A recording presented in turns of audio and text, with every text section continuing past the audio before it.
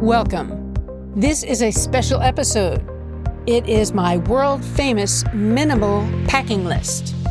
So I'm going to talk about 5 steps to solo travel. That's a guide for people like you who need extra support traveling one at a time.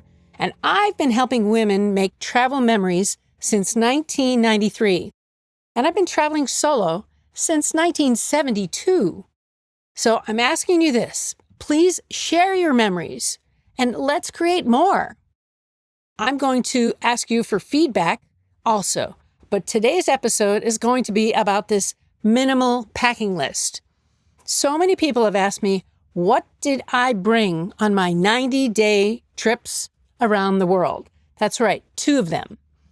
Now, I'm going to assume that you'll be doing laundry every 7 days, and I'm going to take into heart a goal of smart layers and tiny toiletries, okay? This is the core. It's a carry-on backpack. So I carried a personal item.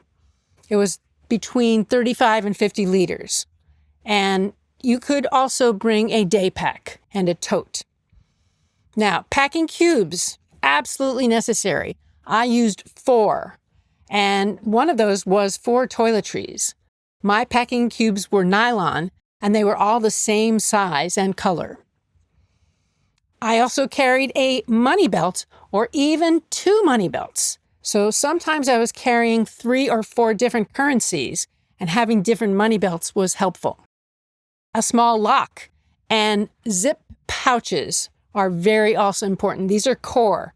You want to have your meds, your tech, and miscellaneous toiletries in some of those Ziploc pouches. For clothing, okay, tops, 3 to 4 tops, and a mix of short and long sleeves, and a quick dry would be helpful.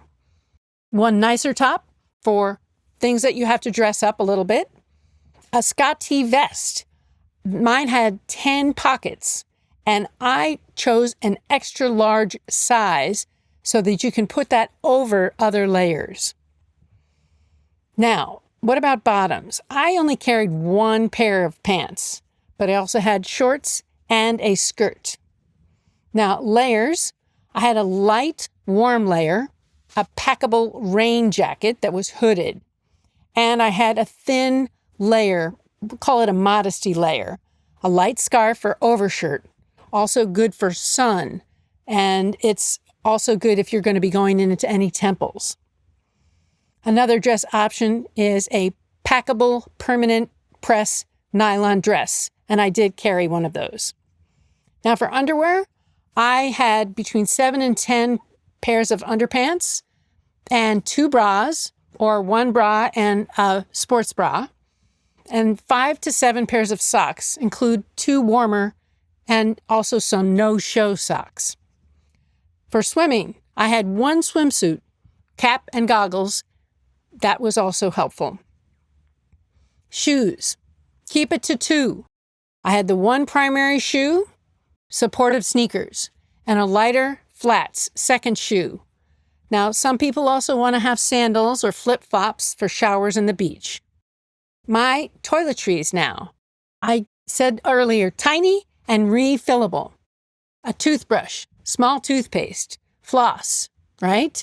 And then deodorant stick, travel size shampoo, minimal skincare and sunscreen, because you can restock locally. Razor, tweezers, small brush or comb, hair ties and clips, a mini first aid kit, a few bandages, blister care, tiny antiseptic wipes, sanitary female items and toilet paper as needed, health and meds, prescriptions in original bottles, and photo of prescriptions, pain, fever meds, antihistamine, antidiarrheal, motion sickness as needed, a few electrolyte packets, masks, hand sanitizer. Now for technology, phone and charging cable with wall connection, universal adapter.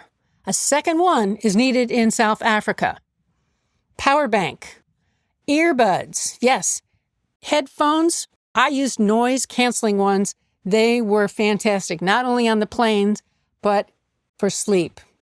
And then optional, If you wanted to, you could bring a lightweight laptop, tablet, but only if it's essential for your work. Consider not bringing it for weight and security reasons. I only brought a tablet. A few items saved: passport scan, insurance, itinerary, key addresses, and photos of loved ones. And an eSIM. So I have been an Airalo user. My code is MARY2856. So if you don't have an eSIM, you can get that. AIRALO is the name of the company. You'll get a discount and I'll receive a smaller fee. Travel documents and money. Definitely your passport, backup ID, global entry card. 2 credit/debit cards stored separately, and other IDs for discounts like AAA. You'll need some cash in USD and a local starter cash when possible when you get to a new country. Travel and health insurance, info and cards, a pen, because when you go through immigration, sometimes they have forms you have to write on. And for safety and comfort, think about a sleep kit, again, earplugs, or I also would recommend an eye mask, reusable water bottle, and a small microfiber towel. A few other things, we're almost there. Compression socks for long flights, a light tote bag for groceries or laundry, and a couple of things to build your confidence, maybe some lip color, some earrings, or a scarf to make outfits feel new on day 47. I also brought washer sheets for laundry. Now, a fanny pack, indispensable, crossbody with an adjustable strap and lots of zipper pockets. Now, some of the minimal rules that keep you light: no duplicates, nothing for just in case. You can always buy locally if you need it. And wear the bulkiest things, the main shoes and the jacket, on travel days. Choose a color palette so everything matches, like navy blue or black or brown. And also think about the size of your backpack. Some women who have short torsos, they can't carry a backpack easily. My shorter friend Karen uses a good size unstructured bag that is slung cross-body. And she puts that in front in lieu of a backpack, and that works well. She also carries a small cross-body bag for day trips or shorter outings. That's it, okay? I'm trying to bring meaning to your future travels, and I'd love it if you sign up for the newsletter for Dr. Travelbest. You can find information in the show notes. I also have a chatbot that's solo travel confidence coach and a jet lag GPT also. Looking forward to connecting with you and helping you help others. What's on your travel bucket list? Tell the doctor and her team of women who travel the world seeking the very best. Dr. Travelbest, that is.